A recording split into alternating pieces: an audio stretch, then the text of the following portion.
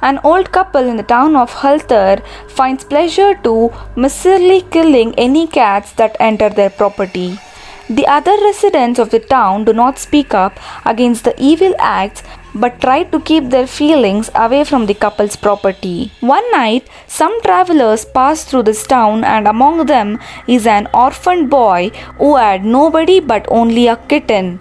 The kitten goes missing after a couple of days, and he comes to know about the old couple. The little boy focuses all his energies and unleashes a prayer which affects the sky and the movement of clouds. The travelers leave Altar, and the people notice that all their cats have gone missing. The people are worried but have no clue about the whereabouts of their cats. The cat returned on the following day and seemed well fed, but the old couple had vanished.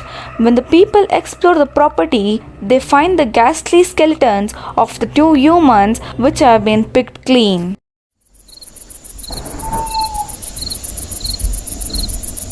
This story is about a man driving home late in the night when he spots a girl asking for a hitchhike.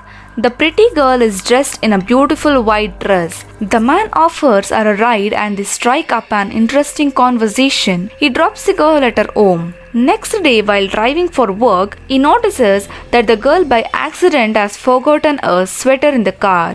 He drives towards her home to hand over the sweater. An old lady opens the door when he rings the bell. He narrates the incident which occurred last night and gives sweater to the lady. The lady refuses to accept it, saying he is mistaken. The man is surprised and questions the lady again. He is dumbstruck and left in an unsettling situation when the lady says her daughter died in a car accident a couple of years ago.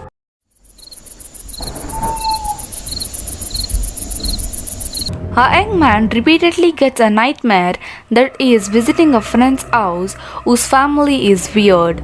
The malevolent mother of his friend, Miss Stone, allots a dreadful room in a huge tower for him to retire. His nightmare repeats but keeps varying every night, and the characters in the dream keep growing over the years. In this dream, one day, Miss Stone expires and she is buried, but she still keeps assigning the same room to him. In the young man's normal life, his friend Clinton invites him for a dinner one day.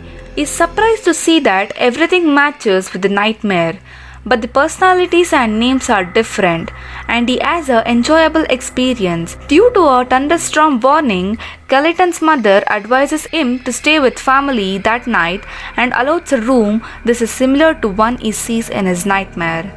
He is shocked and resembles. In the room, he finds a very old painting of Miss Stone. With the help of Clinton, he moves the painting to the wall.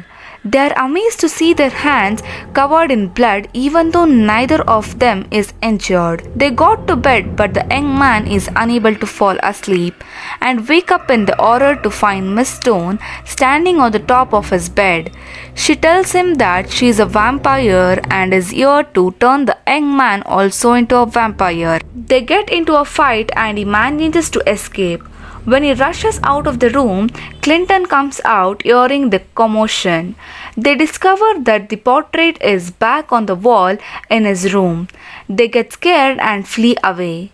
An old newspaper carries the news that Mr. Stone's coffin keeps erupting every day and has to be reburied.